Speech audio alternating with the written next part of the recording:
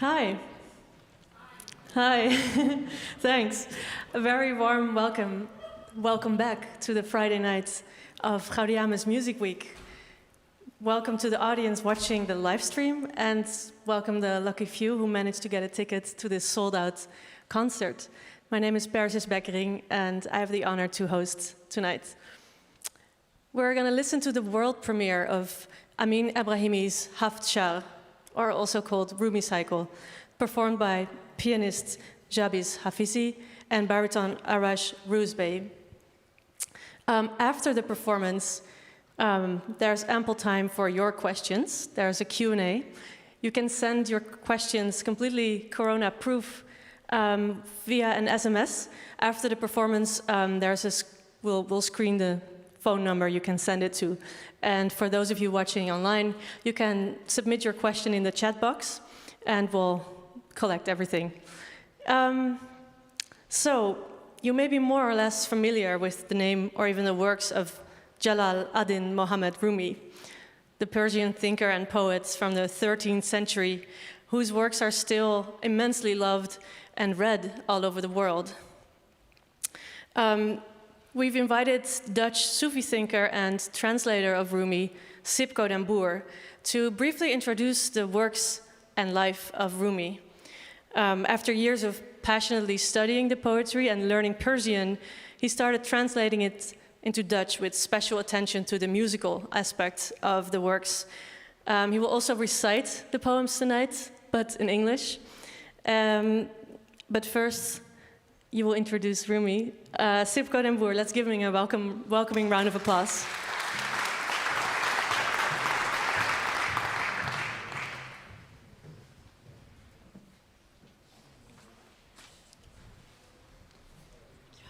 So, it's widely acknowledged in the literary world today. Rumi is one of the most popular poets in the English-speaking Western world. Perhaps this is because of his universal appeal to the hearts of people of all faiths. His poetry expresses a deeply mystical, ecstatic, and accessible spirituality that has its root in a love that is both human and divine. Perhaps less known of Rumi's poetry is that it is a coherent body of spiritual teachings that can instruct us on what it means to be a true human being and how to bring that into practice. For Rumi, an important aspect of life is to learn to know the divine and to be immersed in love. Completely enraptured by the beautiful countenance of the divine, Rumi's poetry is a pointer to the truth that God is love, lover, and beloved. Rumi invites us to quench our thirst, to satisfy our hunger with a regular diet of inspiration and spirituality. As humanity today is constantly on the go, one could wonder if these movements are progressing in a forward direction, or if they are mere aimless wanderings through the maze of a materialistic life that is devoid of ideals and values.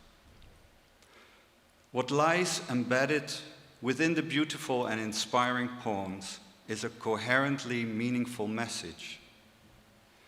Rumi addresses us implicitly and explicitly with such essential questions as, what is the purpose of human life?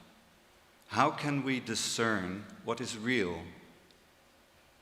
What is truly of value and worth? And how do we connect with this?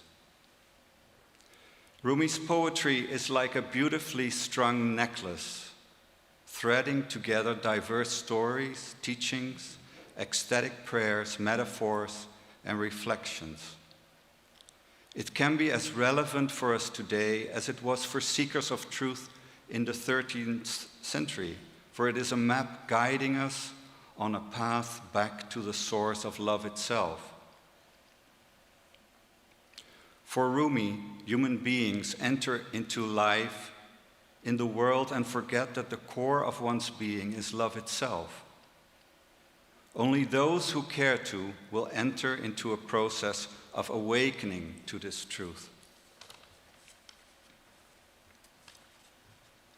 Concerning this, Rumi explains, your true substance is concealed in falsehood, like the taste of butter in buttermilk. Your falsehood is this perishable body. Your truth is that exalted spirit. For many years, this buttermilk of the body is visible and manifest, while the butter, which is the spirit, is perishing and ignored within it, until God sends a prophet, a chosen servant, a shaker of the buttermilk in the churn, who skillfully shakes it so that you might know your true self which was hidden. Essentially, Rumi's poems are teachings that can guide one on the path of awakening and transformation, which form the basis of Sufi mysticism. It is a way of orienting the heart towards beauty and healing, of liberating the spirit, and of opening intimacy in relationship.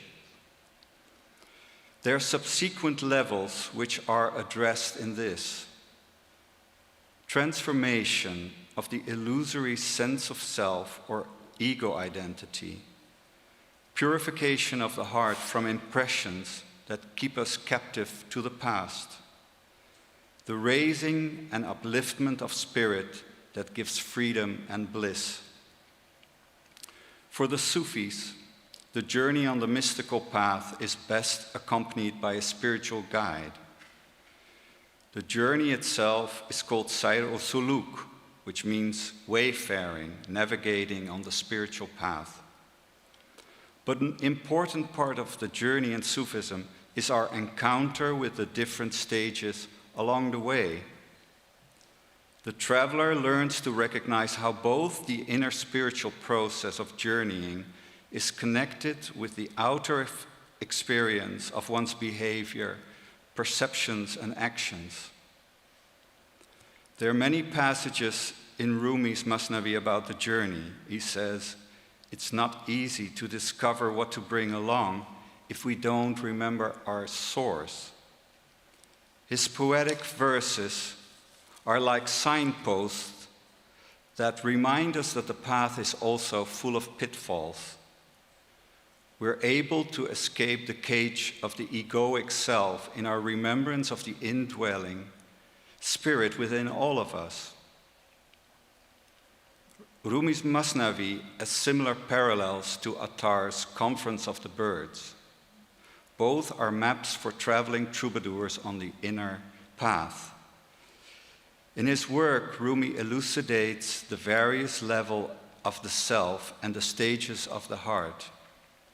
Further, there are various stages of certainty, which includes knowing certainty from hearsay, seeing with the eye of certainty, and living from the truth of certainty.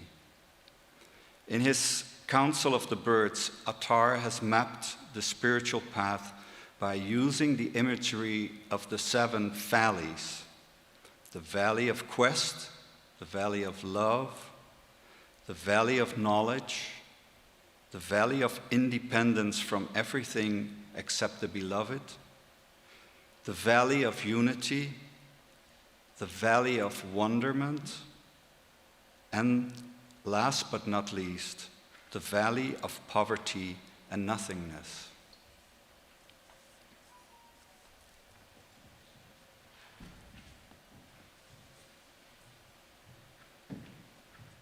Thank you, Sipko den Boer. Yes, applause. I also would like to invite Amin on the stage. In the meantime, I'll introduce him.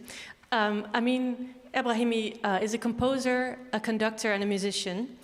Born in Mashhad in Iran, where he consequently studied guitar, architecture, classical music composition, and Persian music.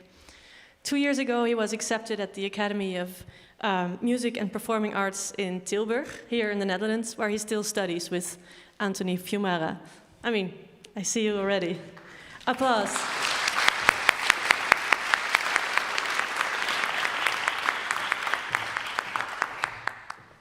Hi. Hello. I mean, earlier today I asked you what the meaning is of Haft Shahr, and a beautiful discussion unfolded between you, the performers, and Sipko about the right translation. Can you tell me, what does it mean? Yeah, well, first of all, thank you everybody for coming. My pleasure to be here. The meaning of Haft Shahr, literally, if you want to discuss it, it means 7 cities. But in this case, it's not really the matter when we are talking about Haft Shahr, which is originally an idea from Attar, which is a Persian poet and philosopher. It's about 7 states or 7 valleys that you have to pass to achieve the love of your life. So in the case of Rumi, it's we can say God, the lover for him, but it can be interpreted as anything else. As we all know, Rumi is a borderless character, really. So it can be a personal love, can be also God, or any other ideology that we can have or have a perception about love and lover. So what is your fascination for Rumi? Why did you make a song cycle with his works? Yeah, the beginning of the idea was by my colleague Jabiz Hafizi, that she's the pianist. So she has played many song cycles by European or Western, let's say, composers, Wagner, Schubert, many beautiful compositions.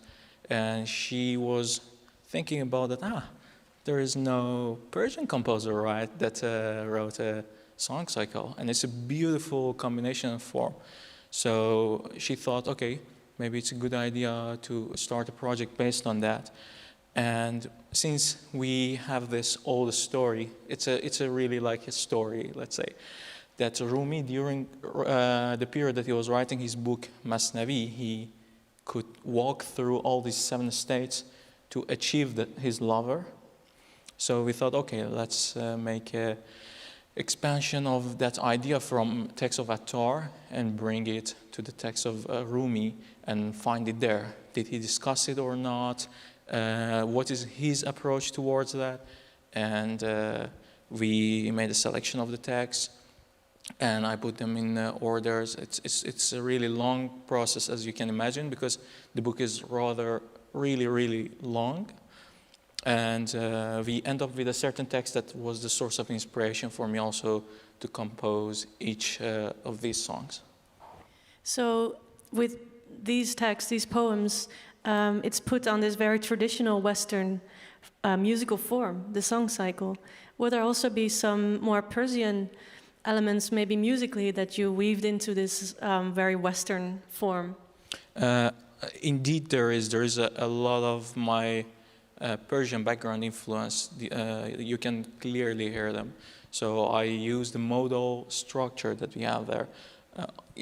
When we're talking about song cycle here, and as a matter of form, it's not particularly sometimes just the really classical traditional approach that you have towards this form. So I try to look at it from a new window, because the Persian structure called radif, it also has suggestions of form. And I try to combine that and Persian material with fascinating structures, big structures that you can find in Western heritage.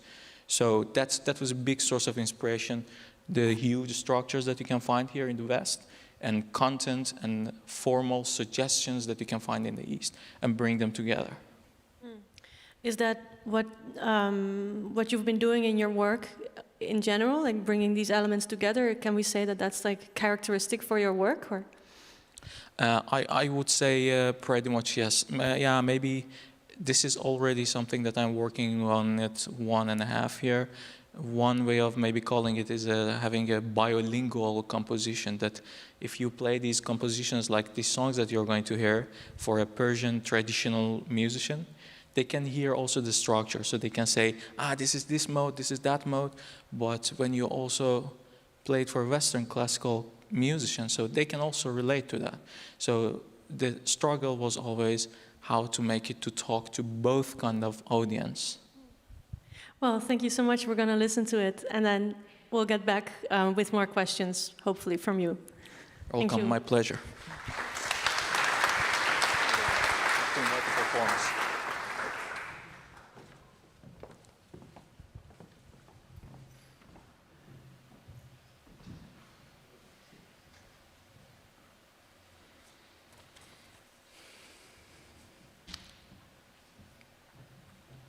But of course, there's no music without performers. So I would like to welcome the performers to the stage. Again, it's Jabiz, Hafizi, and Arash Roozbehi.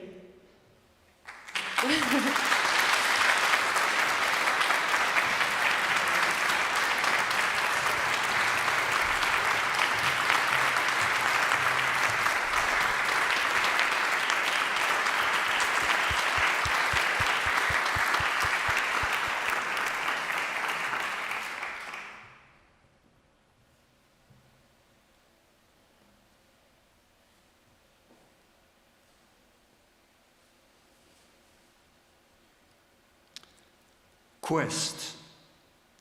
Without our seeking, you gave us this search and gifts without end. Whatever grew has grown for the sake of those in need, so that a seeker may find the thing he sought. Wherever a difficult question is, that's where the answer goes. Wherever a ship is, water goes to it. Wherever a pain is, that's where the cure goes. Wherever poverty is, that's where provision goes. Don't seek the water, increase your thirst, so water may gush forth from above and below. Don't say, we have no access to that king. There's no hardship dealing with the gracious.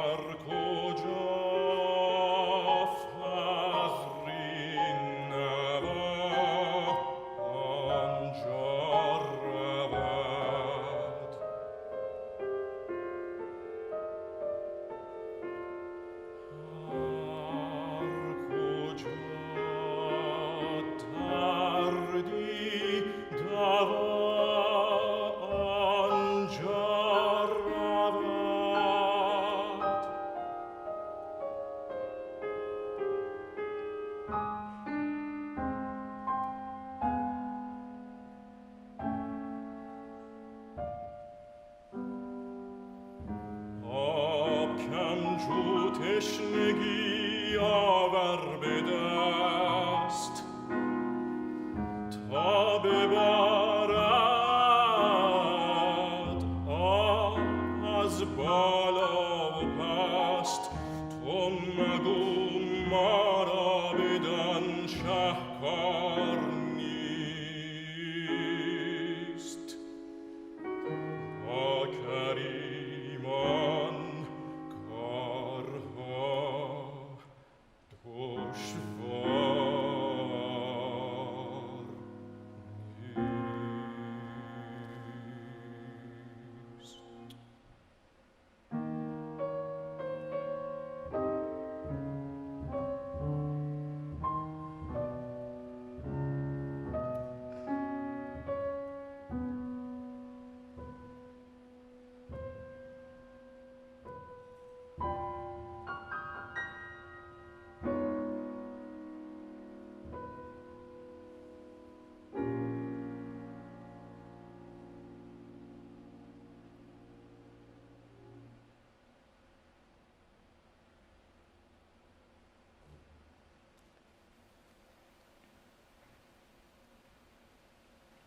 Love. Whoever buys for nothing sells for nothing.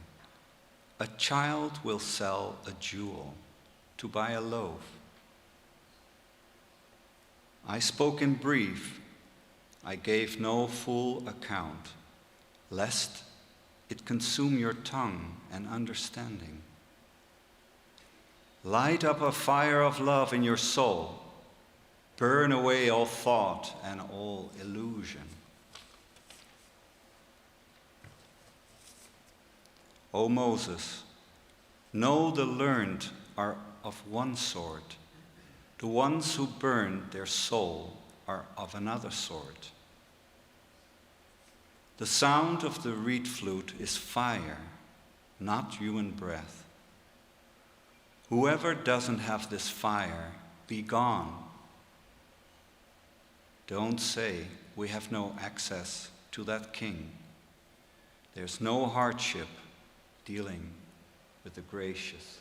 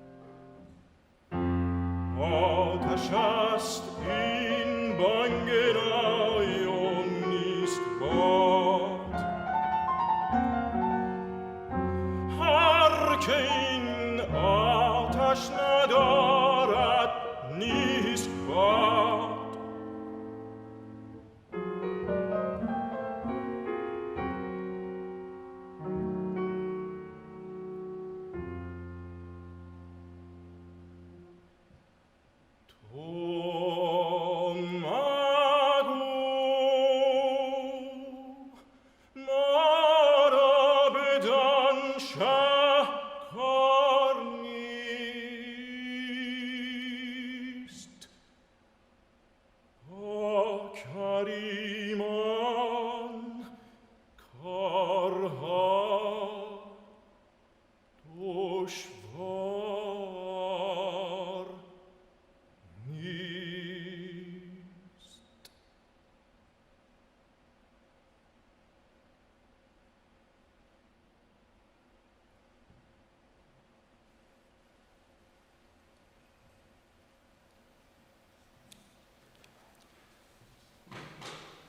Knowledge. All you conceive is bound to pass away. What cannot be conceived of is God. If you say, "O sun, where is the evidence?" it will tell you, "O blind one, beg of God that he give you an eye." This world, which is illuminated by the sun, would burn to cinders if it came any closer. Become spirit and know spirit by means of spirit. Become the friend of vision, not the child of reasoning. See the explanation of this, namely, that the knowledge of certainty becomes the eye of certainty. There is no real certainty until you burn. You want this certainty? Sit down in the fire. Don't say, "We have no access to that king." There's no hardship dealing with the gracious.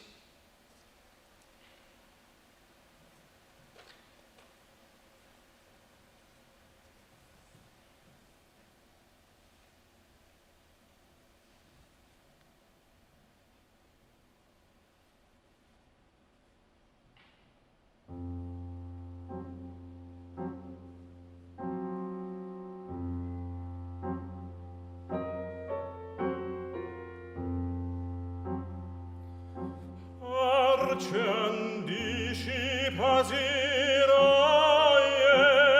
فناست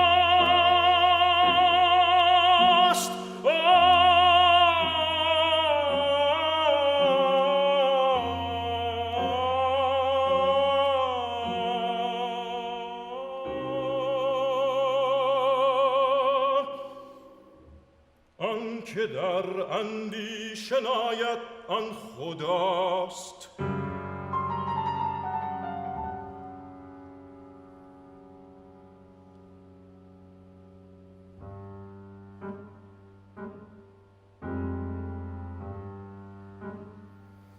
آفتابی که از این عالم فروخت، اندکی گر پیش آید جمله سوخت.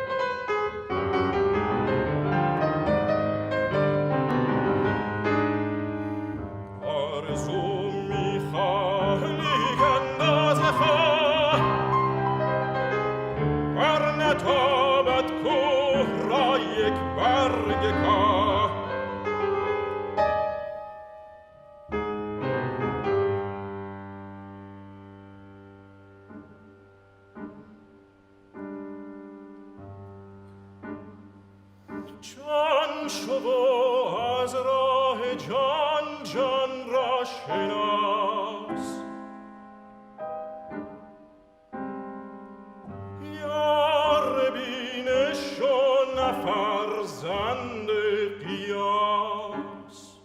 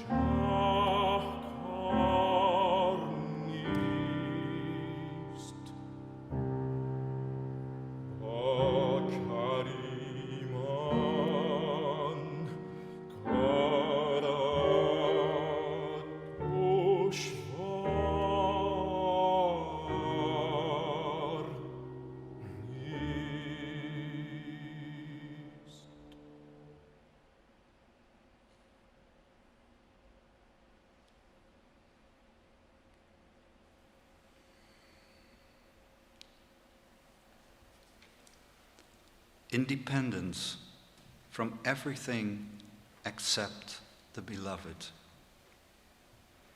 He is rich, while all except him are poor. How should a poor man say, take, without compensation? He is holy.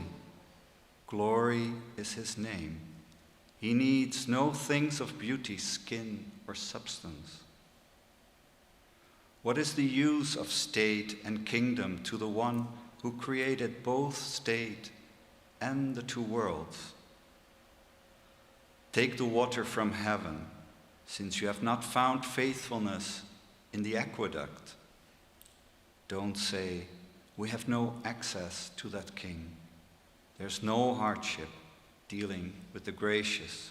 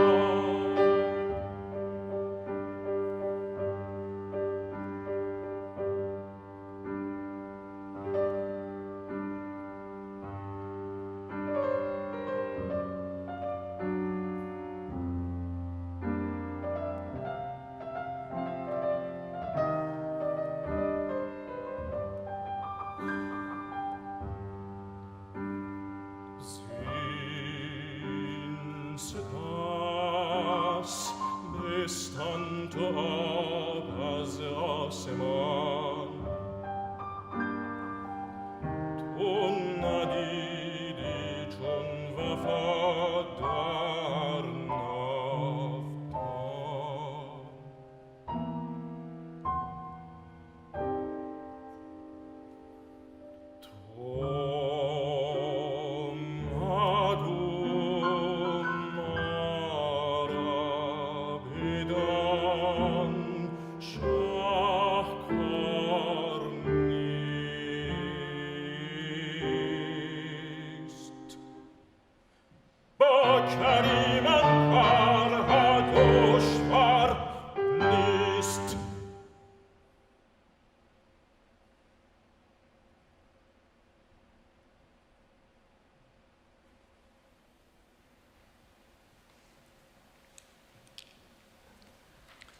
Unity.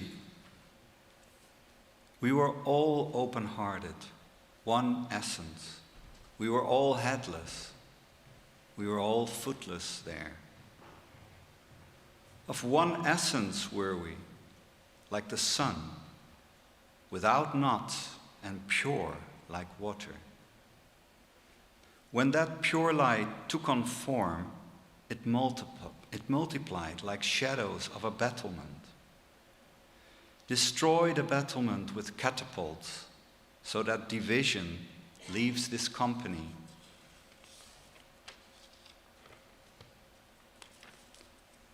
Truly, it is the water, that which pours, and the one who drinks, all three become one when your talisman is shattered.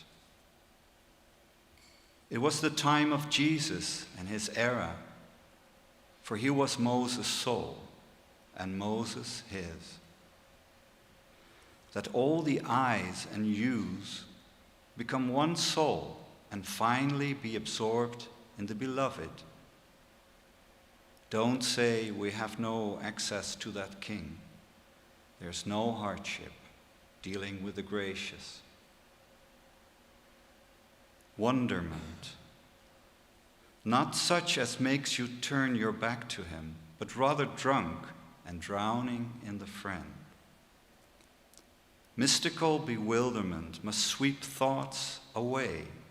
Bewilderment devours thought and recollection of anything other than God. Sell intellect and talent and buy bewilderment.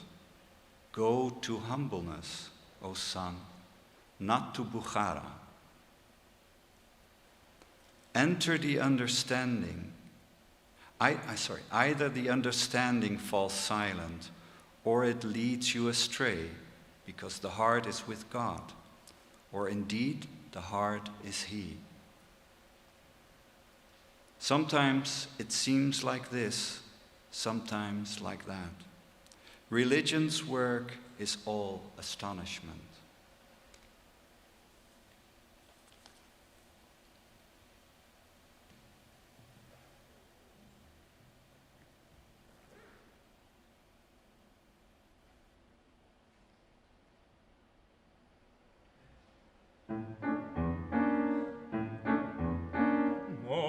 ست بودیم و یک جا همه بی سر و بی پا بودیم یک سر همه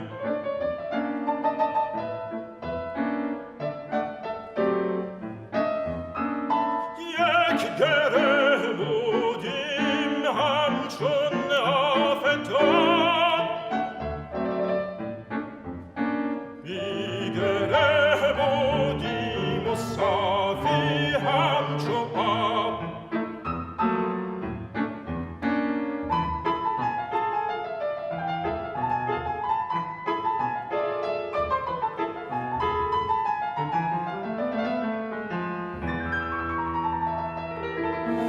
چون به صورت آمدن نور سره شددن چون سایه های کنگره ویران کنید از من جنید تا رود فرق از میان این فریق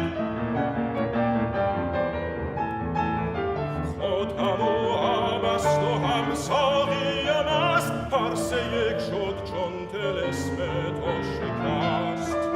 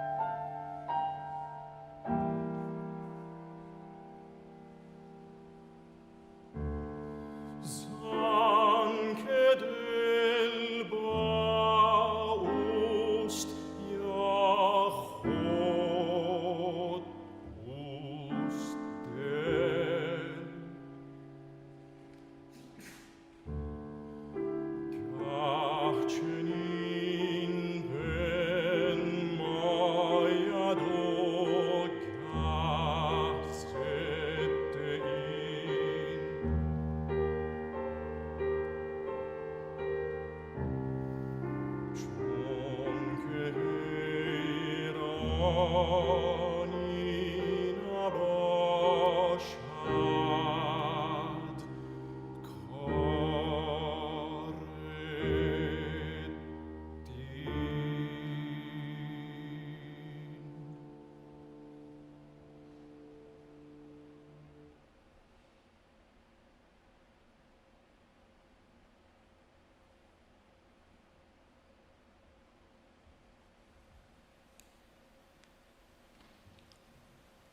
Poverty and nothingness.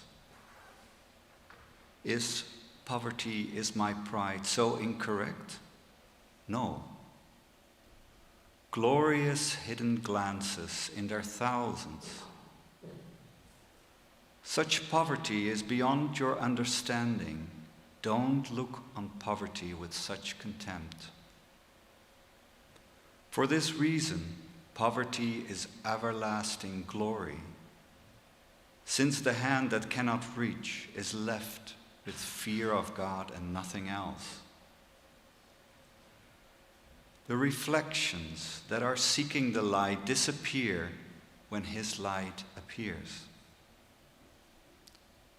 I said, if He would appear naked before you, nothing would remain of your bosom and waste.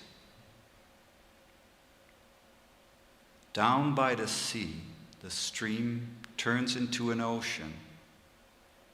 The seed upon the field turns into crops.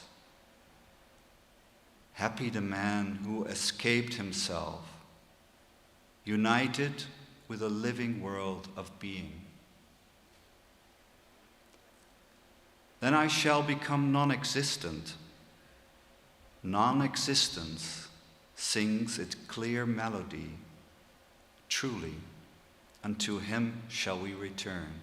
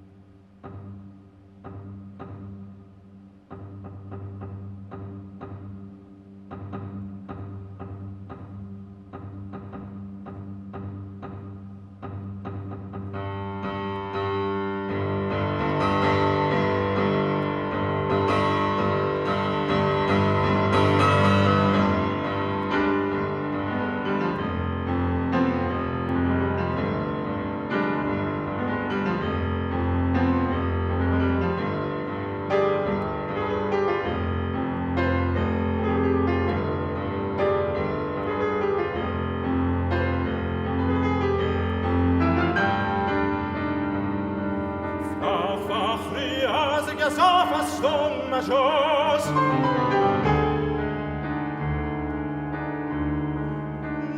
هزاران از پنهان است و ناز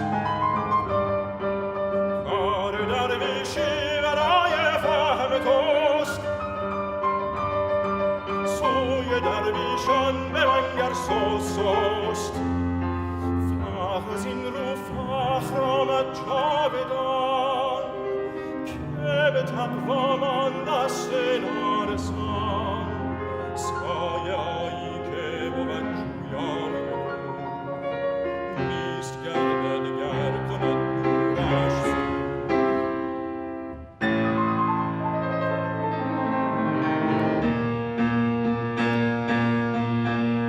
گفتم ار عریان شود او در عیان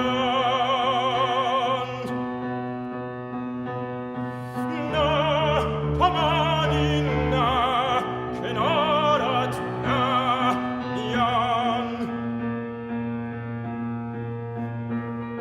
سیل چامد به دریا برگشت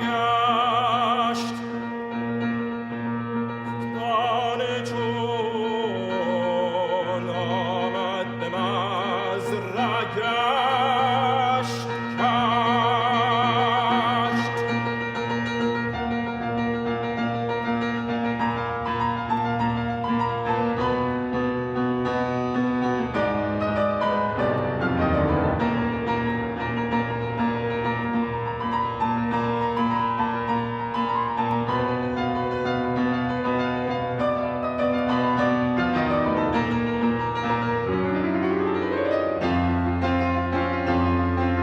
ای خنک آن مرد که از خود رسته شد در وجود تشنه‌ای پیوسته شد از قدم گیرم قدم چون ارغنون پایدم منا الیه راجعان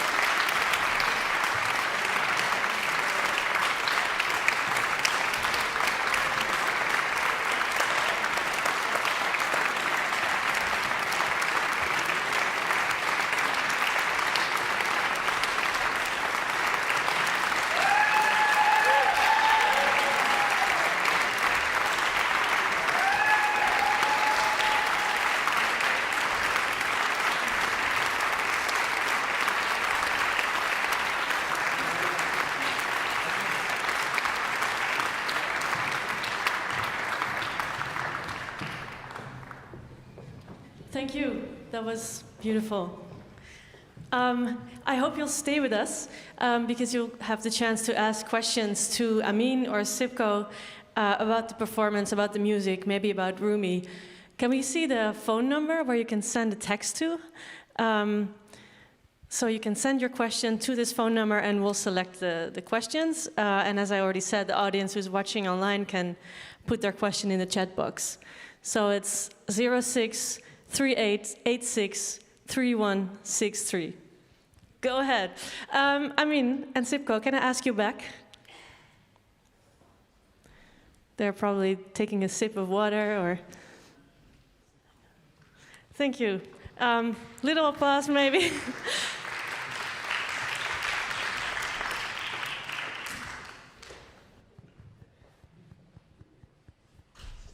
Thank you. That was so great. There aren't any questions yet, so I just wanted to ask After the fifth movement, there was a blackout. What was the function of that? Yeah. Oh, okay. So, yeah, that's a really, really, really important valley, the fifth one, and the connection to the sixth one. So, from the origin that I come from in Iran, it's northwest. You don't know it probably, but we have a really old story, of a bird who was in love with sun. And this little bird once tried and decided to go towards his lover. And you can imagine all the journey and suffers that were within the first songs. And the fifth valley was valley of unity. So it's the moment that the lover and the beloved one, they become one. But you can imagine that the first moment that this little bird achieved his lover, and the first moment that he tried to touch it, was also the last moment that they touched each other, and the bird burned. So that's a really, really important state for me, and the connection to the sixth valley, which is wonderment according to ideology of Attar. Why wonderment? Because this little bird that is burned now and is in a whole new stage of life. He was, you can imagine the moment that you're getting so close to lover, and as soon as you touched it, then nothing exists anymore. And you're suddenly somewhere else. New doors opens up for you, and you don't know what's happened, what was before. So this was also a representation of it in a bit more visual aspect, and I tried to also show that in my music. So the lines that the singer is singing, they almost all end with a question mark. That this moment that the lover should define himself again after becoming one with the lover, which even if we are talking about ideologies of Rumi, it's a really, really important stage. Really important stage that then you become one, and then you have to learn also how to be a lover yourself, because you're part of the same thing by that moment. So that was more the reason that this happened also. There's a question for Sipko. Did you ever imagine Rumi's text in a lied format, in a song format, before this project? Yes, of course there's a whole repertoire within the tradition also, but people are also trying, and also just from their own inspiration, and to make music to lines of Rumi, sometimes also translations, and it's beautiful, I think. I think there was also the initial idea, right, for this work before actually you were invited to like revisit existing songs of Rumi, wasn't? Yeah, you know more about this. Yeah, that was not necessarily the case in this song cycle. I have to say that, because there is of course a lot of repertoire. It's part of tradition, as Sipko mentioned, that when people gather together, singers improvise on the text of Rumi also, or Hafiz, or other features of Persian literature. But in this song, it was not really the case that I find those examples and use them. Milo, 8 years old, asks, how is it to sing in Persian? Well, actually, we should ask Arash, but I don't know if he's still here. I don't know. Arash, are you there?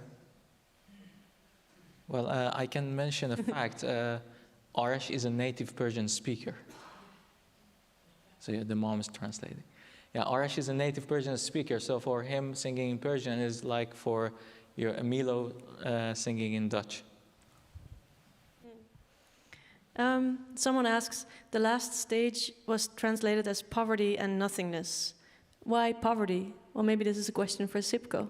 Well, you know, there's a concept of spiritual poverty, and of course for us, poverty has a kind of a bad connotation, but it's like having no need anymore, only one need, and that is God. So, Yes. So in a way of saying this poverty is end of the richness of the person who is walking the journey, you know? It's poverty towards the other things, but you achieve the lover that you were looking for.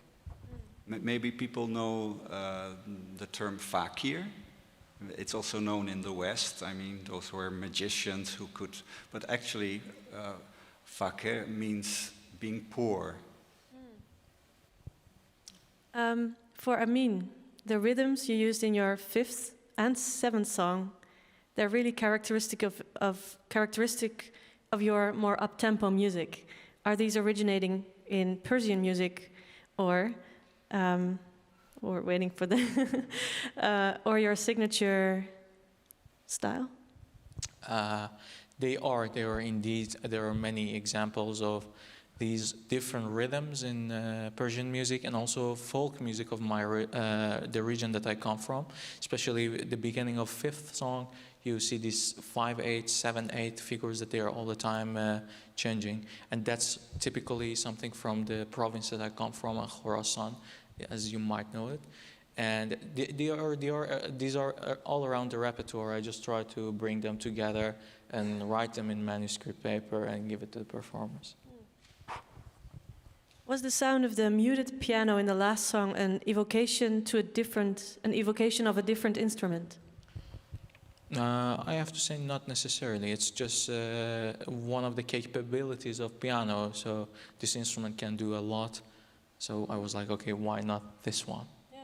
Yeah, I also had the association that it sounded a bit like like a different string instrument, like maybe something Eastern.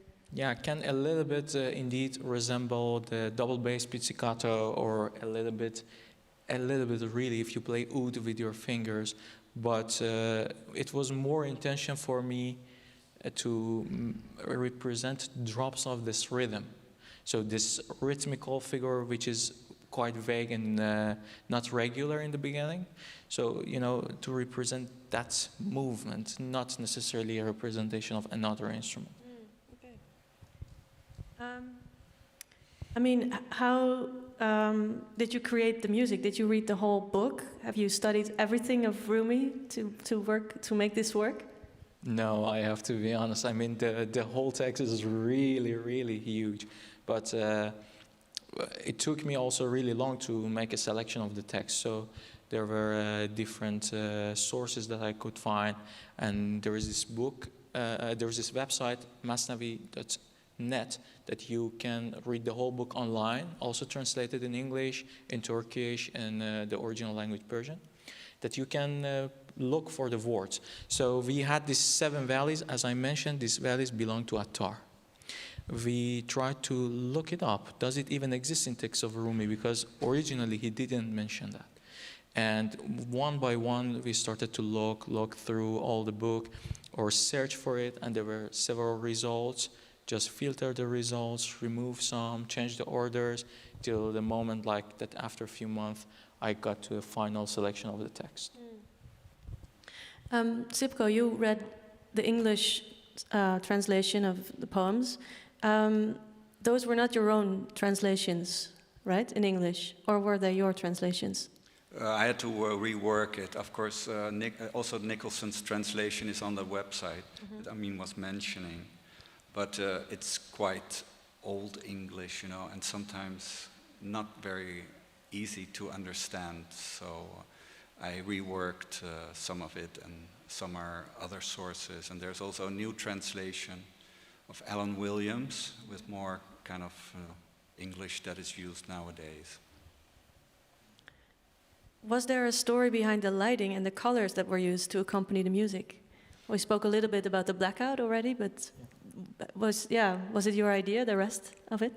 Yeah, well, of course, not my idea alone. Thanks to our light technician, he helped me a lot. Yeah, an applause for him also.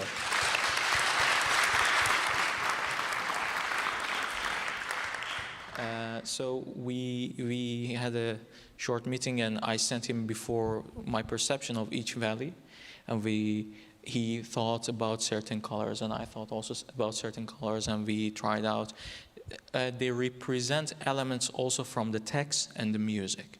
So for instance, with the last one, the beginning is yeah, some also external ideas like the idea of chakras. The last one, the seventh one, is purple, and then we used also a bit of that idea. But it has to do mostly with representation of the material that is in the music and the text. Are there any musical quotations from Persian music or Western classical works in the piece? Yeah, indeed, a lot. I think you might heard some. So that's the basis of my compositional work. So using Persian modal systems, which we will call it inside of the country radif. It's a selection of all these modes inspired by folk music. So they about 200 years ago, they all brought them together. And it's a special structure selection. And I use all of those elements and structures, ornaments, and these sort of ideas for making my music. But also Western quotations or Western classical music quotations? Well, I think that was really something easily graspable. Yeah, it's a piano setting with a baritone. We don't have this division of baritone singer in Persian traditional singers. And I try to use chromaticism and some 12-tone techniques, pitch classes. Yeah, these are maybe a little bit for some audience technical matters, but yeah, I have to explain how did I use it. Yeah, some more musical elements than like real pieces of existing music. You would say. No. That's indeed not the case. Neither for the Persian influences, neither for the classic influences. I have to be honest. There is a small theme that I used from one of the Persian composers, one of the leaders of Persian traditional composers called Hossein Alizadeh. There's a small theme that I use in the fifth song, but nothing besides that. Was it a spiritual experience to write this song cycle? Well, for me personally, it was quite a spiritual experience because it was composing the piece in a short period, and there was a lot going on in my personal life, so it was a lot, and it was a big challenge because the text itself also has a particular rhythm, which the word Masnavi refers to. The Masnavi is not literally the title of book, it's a poetic form. And in this example, 6,000 verses there are in Masnavi. Much more, I think, 43,000. 43,000 verses in the whole Masnavi. The whole book is using one rhythm, which is fa'elatun, fa'elatun, fa'elat. The whole book. Da, da, da, da, da, da, da. And this was a whole journey to make it in different rhythmical figures to bring it to audience that it's not boring. Yeah. Well, we don't have time for all the remaining questions anymore, unfortunately. And also because of the whole regulations, there won't be an opportunity to have a beer with you afterwards. So yeah, let's round up. If you want to enjoy this music again, there are 2 more performances, tomorrow and Sunday, tomorrow morning and Sunday at 1. They're sold out, but you can watch them on the live stream, of course. Also, the live stream of tonight, it's possible to rewatch it again on the website of Gaudeamus.nl. I hope you enjoyed the concert. For those of you watching online, we would appreciate a voluntary donation. Use the Pay As You Like button. I think it's in the bottom left. And that will make the festival possible also next year. Furthermore, I invite you all to take a look at our special anniversary website, Gaudeamus.nl, to see the rest of the program, basically. A few highlights, maybe. Saturday night, tomorrow night, we have an amazing after party. It's called Saturday Night Online, with 7.5 hours of video works, VJ'd by Beck Plexus and No Compliments. Next week, Saturday next week, is the world premiere of a new work by Yannis Kyriakides, 100 Years, it's called. It's commissioned by Gaudeamus and performed by the Radio Philharmonic Orchestra. So that was all. I want to wish you a very beautiful night and hope to see you back here at Gaudeamus Music Week. Thank you very much.